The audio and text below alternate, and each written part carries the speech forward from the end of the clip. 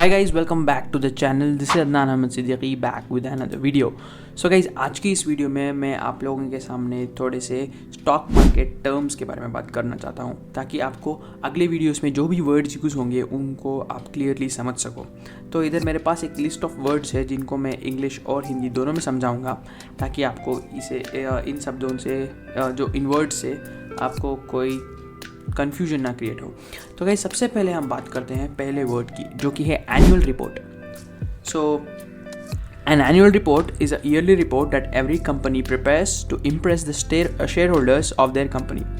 The annual report consists of lots of information about a company from cash flow to management strategy.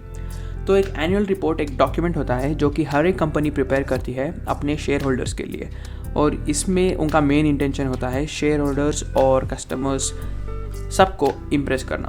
तो ये mainly accessible होती है share holders को, और share holders बहुत ही ध्यान से इसको पढ़ते हैं और उनको अपना फाइनेंशियल पोजीशन जानने के लिए कि कंपनी किस तरह परफॉर्म कर रही है, इसकी क्या अगली स्ट्रैटेजी है, ये सब कुछ उस एनुअल रिपोर्ट में इंफॉर्मेशन सारी इंक्लूडेड रहती है। और एनुअल रिपोर्ट हर एक साल का उस कंपनी का रिपोर्ट कार्ड मान सकते हो। तो इस तरह कंपनी अपने आप को एसेस करके एक एनुअल रिपोर्ट बनाकर अपने शेयर होल्डर्स को देती है। तो ये है एनुअल रिपोर्ट। तो नेक्स्ट है arbitrage. Arbitrage means purchasing something like foreign money from one place and selling it to another place where the price of the foreign money is higher than buying price.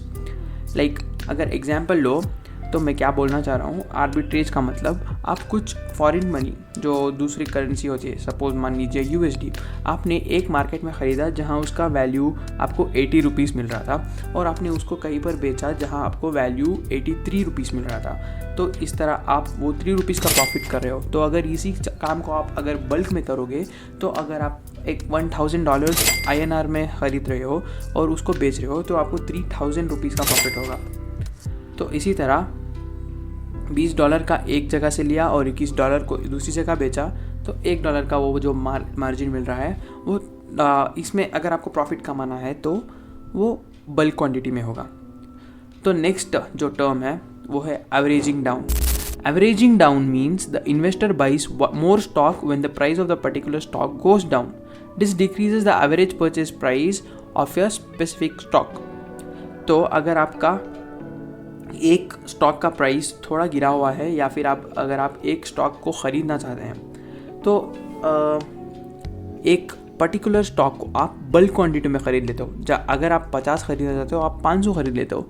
इस तरह आपका जो ख़रीदने का price है अगर उसको आप एवरेज कैलकुलेट करोगे तो वो स्टॉक स्पेसिफिक कॉस्ट आपका गिर जाएगा, जो परचेज प्राइस है वो थोड़ा कम हो जाएगा, तो आपका रिस्क भी कम हो जाएगा।